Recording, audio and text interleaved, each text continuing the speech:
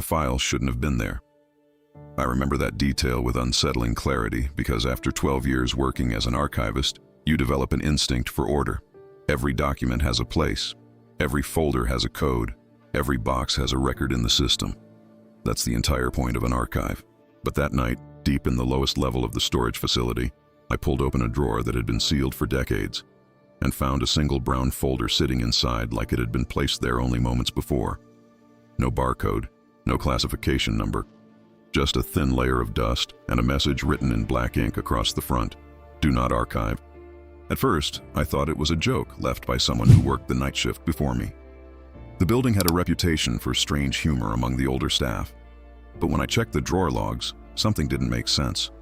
According to the catalog system, that drawer had been empty since 1978.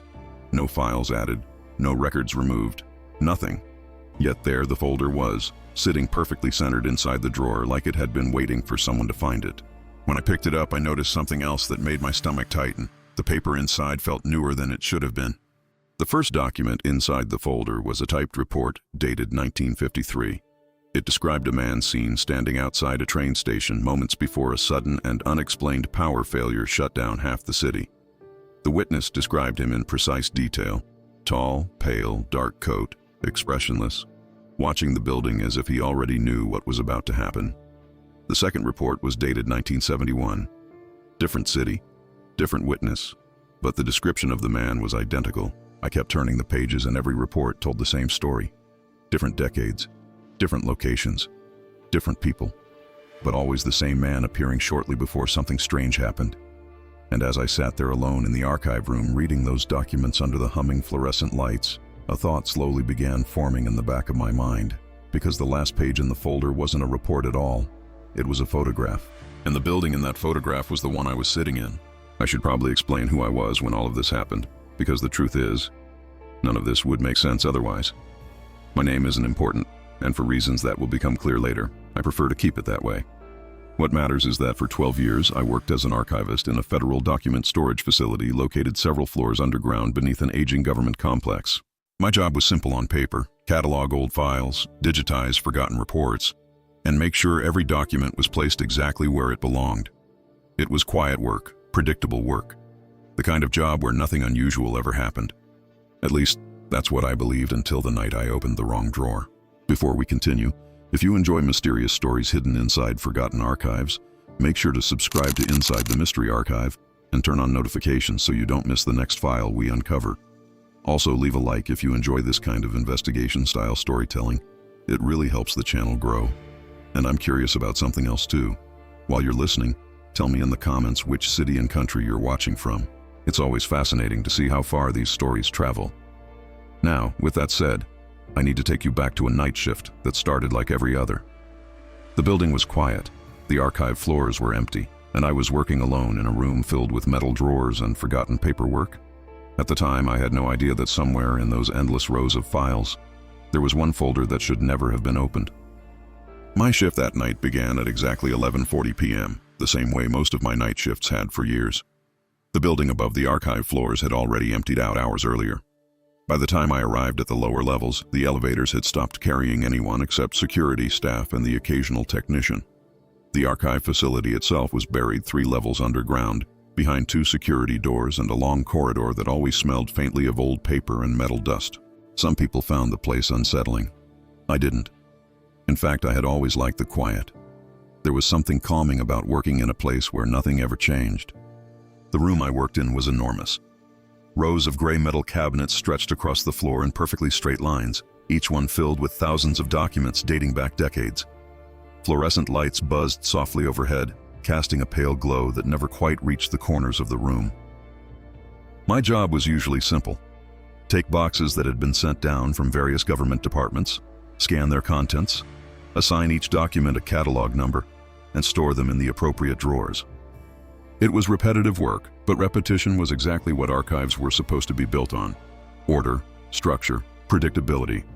That night's assignment was to reorganize a series of drawers that hadn't been accessed in years. According to the digital catalog system, several of the cabinets in Section C contained records that had been incorrectly labeled sometime in the late 1970s. My task was to verify their contents and update the database. It was the kind of maintenance work nobody ever rushed to do, which is probably why the assignment had been sitting untouched for decades. I remember glancing at the timestamp on the last record entry, April 12, 1978. After that date, the system showed no activity at all.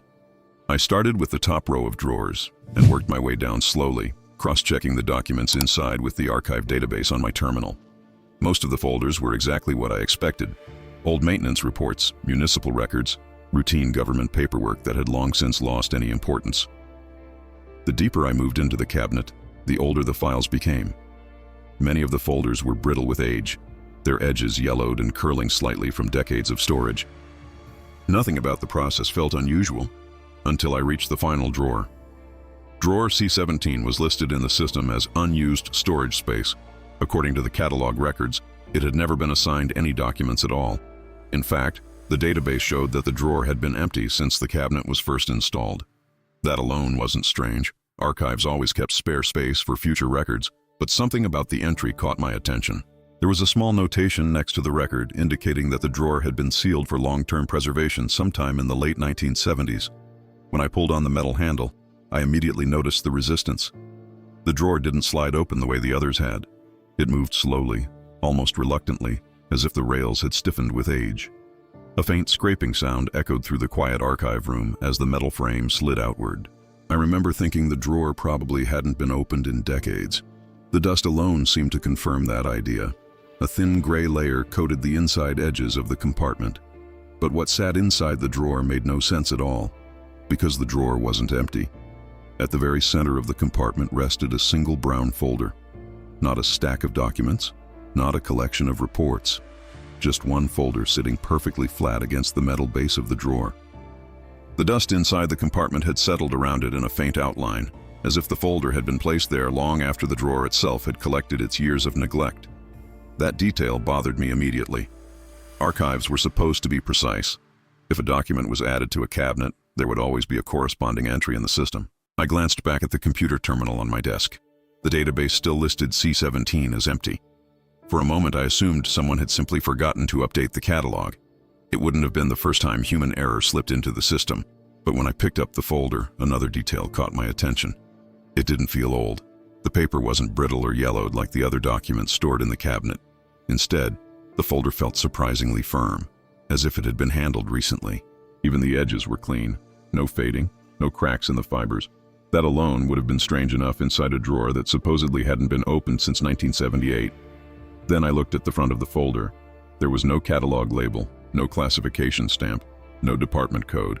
Just a single sentence written across the front in thick black ink. "Do not archive." The handwriting looked hurried, almost aggressive. The letters pressed deep enough into the paper that I could see faint impressions on the inside of the cover. Whoever had written the message hadn't used a marker or printed label like most official documents required. This had been written by hand. I remember staring at the words for several seconds.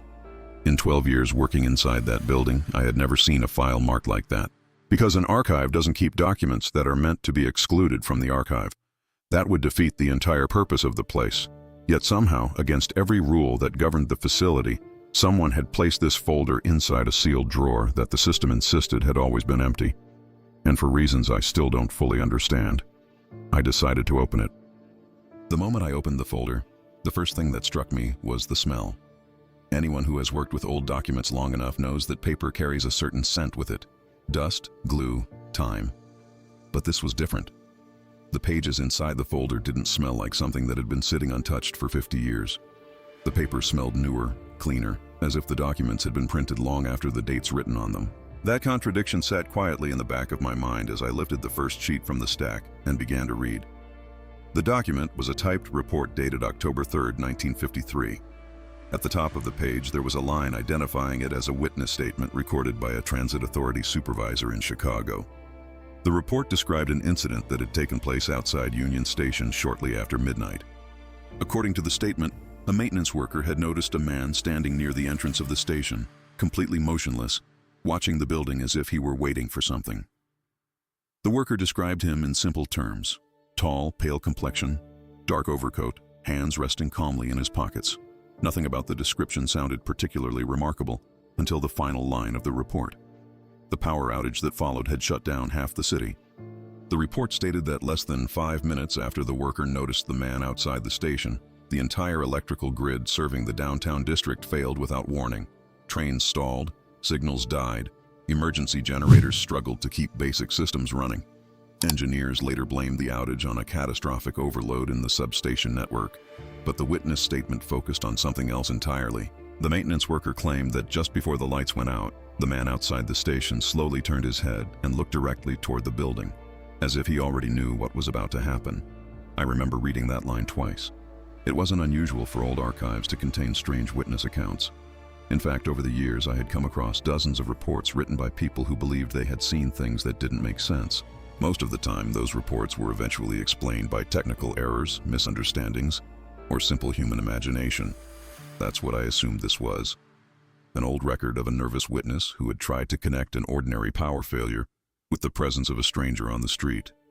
But the second document made that explanation harder to believe. The next report in the folder was dated June 17, 1971. Different city, different decade, different witness. The report had been written by a night security guard working at a municipal courthouse in Denver. According to his statement, he had been monitoring the building's front entrance when he noticed a man standing across the street beneath a flickering streetlight. The guard described the stranger in almost the exact same words used in the earlier report. Tall, pale, dark coat, hands in his pockets, standing completely still while staring toward the courthouse entrance. At first, the guard assumed the man was simply waiting for someone. But the stranger never moved.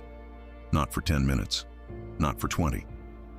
According to the report, the guard eventually stepped outside to ask the man if he needed assistance. But before he could cross the street, the courthouse alarm system suddenly triggered without warning. Doors locked automatically. Interior security lights shut down. The entire building entered emergency lockdown mode. By the time the guard looked back across the street, the man was gone. No footsteps, no sound of movement.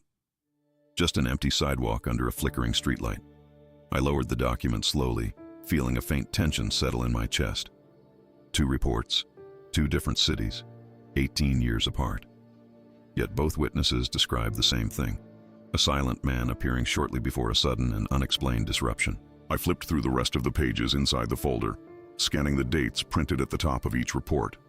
1953, 1954, 1955, 1956. The pattern was impossible to ignore. Every document inside the folder described an incident where someone had noticed the same mysterious figure shortly before something unusual happened. Power failures, communication outages, emergency evacuations. In some cases, the events were small enough that they had barely made local news. In others, entire buildings had been forced into lockdown for reasons investigators never fully explained. But what disturbed me the most wasn't the incidents themselves. It was the descriptions. Every witness described the same man, not someone similar. The same man, same height, same pale expression, same dark coat. And most unsettling of all, none of the reports suggested that he had aged at all. By the time I reached the third set of reports, I had stopped reading them like ordinary documents. At that point, I was studying them the way a detective studies a crime scene, looking for patterns that might explain why someone had gone to the trouble of hiding the entire folder. Archives rarely collect random stories. Every file exists for a reason. Even strange reports are usually connected to some investigation, some internal memo, some explanation buried somewhere deeper in the system. But the more pages I turned, the clearer it became that this folder wasn't built like a normal archive record at all. It was more like a collection of sightings. Each document described a different location, a different witness, and a different event that followed shortly afterward. But the structure of the reports was almost identical every time. A person working late at night noticed a stranger nearby. The stranger stood perfectly still, watching a building, a station, or a piece of infrastructure as if waiting for something to happen. Minutes later, something unusual would occur, a system failure, an unexplained shutdown, or a sudden disruption that forced authorities to respond. Then the stranger would disappear. And that was where the pattern began to feel wrong. Most of the reports included physical descriptions of the man, the kind witnesses naturally provide when investigators ask them to recall someone they saw. But the descriptions weren't just similar, they were practically identical, down to the smallest details. The man was always described as being in his mid-30s. He was always wearing a dark coat. His expression was always calm, almost emotionless. One witness from a 1989 report even wrote that the man had been standing so still, he looked more like a photograph than a person. But what made the pattern impossible to ignore were the dates. The reports stretched across more than 4 decades. The earliest account came from the 1950s. The most recent document in the stack appeared to be from the early 2000s. Yet in every description, the man looked exactly the same. No mention of gray hair, no signs of aging, not even slight variations in his appearance. According to the witnesses, the man described in 1953 looked exactly like the man seen nearly 50 years later. At first, I tried to convince myself there was a logical explanation. Perhaps the witnesses had simply influenced each other somehow. Maybe earlier reports had circulated among investigators and shaped how later witnesses described what they thought they saw. That kind of thing happens more often than people realize. Memory can be unreliable, especially when someone believes they are recalling a strange event. But that explanation started to fall apart the moment I noticed something buried in the margins of several documents. Small handwritten notes. They weren't part of the original reports. Someone had added them later, scribbled in the edges of the pages, as if they had been reviewing the documents privately. The handwriting was different from the message on the front of the folder. Smaller, tighter, almost careful. Most of the notes were simple observations. Witness description consistent. Same clothing again. No aging reported. Whoever had written those notes had clearly been studying the same pattern I was beginning to see. They had compared the reports carefully, documenting how the same description kept appearing again and again across decades. But the final handwritten note I found in the margin of a 1997 report made the room feel suddenly colder. The words were written in darker ink than the others. He appears before the event. Not during, not after. Before. I leaned back slightly in my chair, letting my eyes drift across the rows of cabinets surrounding my desk. The archive room suddenly felt larger than it had earlier in the night, the quiet more noticeable than before. Fluorescent lights hummed overhead, casting the same dull glow across the metal cabinets that had always filled the room. Nothing had changed. The building was just as silent as it had been when my shift started. But now, there was a new thought sitting in the back of my mind. Because if those reports were accurate, if even a fraction of them described something real, then the man in those documents wasn't simply a witness to those events. He was there before they happened, almost as if he already knew they were coming. And as I flipped to the next page inside the folder, I realized something else that made the situation even stranger. The most recent report wasn't typed on old paper. It had been printed on a modern sheet, which meant someone had added that document to the folder much more recently than the others, in a way that immediately caught my attention. The earlier documents had all been typed on aging paper, their edges slightly yellowed and fragile from decades of storage. But this page looked almost new. The paper was bright, the ink sharp, and the formatting matched the kind of modern digital reports I handled every day in the archive system. Printed recently and placed inside the folder by mistake.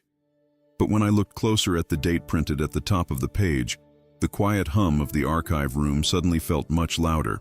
The report was dated April 9, 2019. That alone was strange enough. The folder had been hidden inside a sealed drawer, supposedly untouched since the late 1970s, yet here was a document printed decades later sitting neatly at the bottom of the stack. Terminal, half expecting to see some correction or update that might explain how the report had been added. But the screen showed exactly what it had before. Drawer C17 still appeared in the database as empty. According to the system, the folder I was holding in my hands did not exist. I turned my attention back to the report. Unlike the earlier documents, this one wasn't a witness statement recorded after an incident, written by someone who had already studied the pattern for a long time. The opening paragraph described an electrical disturbance that had occurred outside a government data center in Virginia during the early hours of the morning. According to the report, security cameras had briefly lost signal just minutes before the facility's power grid shut down unexpectedly, within seconds. But the interruption had been enough to trigger an internal review. That review had uncovered something unusual. One of the exterior security cameras had captured a single frame of footage just before the signal failed.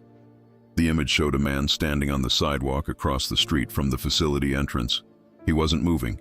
He wasn't speaking to anyone. He was simply standing there, looking toward the building. The technician who had reviewed the footage, tall male, pale complexion, dark coat, hands in pockets. I felt a quiet tension settle in my shoulders as I read those words. They were the same 4 details that appeared in nearly every other report inside the folder. Whoever had written this document clearly recognized the connection too. In fact, the author of the report had even referenced earlier incidents that matched the same description, each corresponding to events documented decades earlier. Then I noticed something else. This report didn't end the way the others had. Most of the earlier documents simply recorded the witness statement and the incident that followed. Labeled observation. The paragraph beneath it looked less like an official report and more like a personal note written by the investigator who had compiled the file. The author wrote that after comparing all known incidents involving the unidentified individual, one conclusion seemed unavoidable. The man appeared shortly before each event occurred. Not during, not after, before. Beneath the observation, almost as if they were thinking out loud. Either he knows what will happen, or he is the reason it happens. I sat back slowly, staring at the words for several seconds. For the first time since opening the folder, I felt something that wasn't just curiosity, it was unease. Because if someone had written that report in 2019, it meant the file hadn't simply been forgotten decades ago. Older long after the earlier documents were written. Someone had been tracking those sightings over time, but that raised a question I couldn't answer. If the folder had been hidden away inside a sealed drawer for decades, then who had added the newest report? And more importantly, why had they hidden the entire file inside a place where no one was ever supposed to find it? I turned the page slowly, expecting to see another report behind it. That wasn't a document at all. The final item inside the folder wasn't printed on standard report paper like the other documents. It was thicker, glossy, and slightly heavier in my hands. A photograph. At first I assumed it was simply an image captured from the same security footage mentioned in the last report. But the moment I pulled it from the folder and held it under the fluorescent light above my desk, I realized this wasn't a still frame from a camera system at all. It was too clear. Security footage from outside buildings rarely looks that sharp, especially at night. The image in front of me had been taken by a regular camera, probably handheld, judging by the angle. The photograph showed the entrance of a large government building. The architecture was familiar: gray concrete walls, tall glass doors, a narrow set of steps leading up from the sidewalk. I studied the image for a moment before a slow chill crept across the back of my neck. I recognized the building. It was the one directly above the archive facility where I was sitting. The photograph had been taken from across the street, angled slightly toward the main entrance. Streetlights cast long shadows across the pavement, suggesting it had been captured late at night. The front steps of the building were empty. No cars, no pedestrians, no movement anywhere in the frame. Just the quiet exterior of a government complex that looked exactly the way it did every evening after the offices closed. But there was one figure standing in the photograph. A man. He stood near the bottom of the steps, partially illuminated by a streetlight. His posture was relaxed, his hands resting calmly in the pockets of a long, dark coat. The image wasn't close enough to show every detail of his face, but I could clearly see the outline of his expression, still, neutral, almost detached from everything around him. And even though I had never seen him before, I knew immediately who he was supposed to be. Because the man in the photograph matched the description from every report in the folder. Tall, pale, dark coat, hands in his pockets. For several seconds I simply stared at the image, trying to convince myself that I was misunderstanding what I was looking at. Maybe it was just a coincidence. Maybe the photograph had been placed inside the folder as a reference image, something investigators had used while reviewing earlier sightings. That explanation almost worked, until I noticed something printed in small letters along the bottom edge of the photograph. A timestamp. 02:14 a.m. and beneath it, a date. The numbers were so recent that my brain took a moment to process them. The photograph had been taken 3 days ago. My eyes slowly moved back to the image of the building above the archive facility. The angle of the shot suggested the photographer had been standing across the street from the entrance when they captured the picture. Whoever took it had clearly been watching the building, watching the doors, watching the quiet steps that led down to the sidewalk, watching the place where employees came and went every day, or maybe watching something else entirely.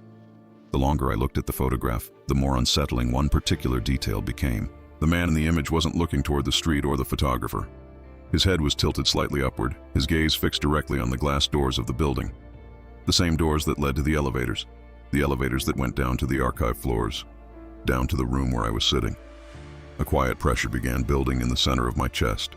Because if the pattern described in those reports was real, if that man truly appeared shortly before unusual events occurred, then the photograph inside that folder might not have been documenting something that had already happened. It might have been documenting something that was about to happen, and that thought forced me to notice something else that made my stomach tighten.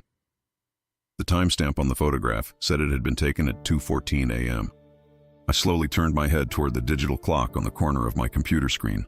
The time displayed there read 2:11 a.m. I remember staring at the clock for several seconds, trying to convince myself that the time on the photograph didn't mean anything.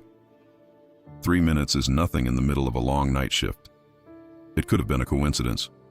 Maybe the picture had been taken at that time days earlier, and whoever placed it in the folder hadn't thought twice about the timestamp. But the longer I sat there in the silent archive room, the harder it became to ignore the thought that kept pushing its way back into my mind. Every report in that folder described the same thing. The man appeared before something happened. Not during, not after, before. And if that pattern was real, then the photograph wasn't showing a past event at all. It was showing a moment that hadn't happened yet.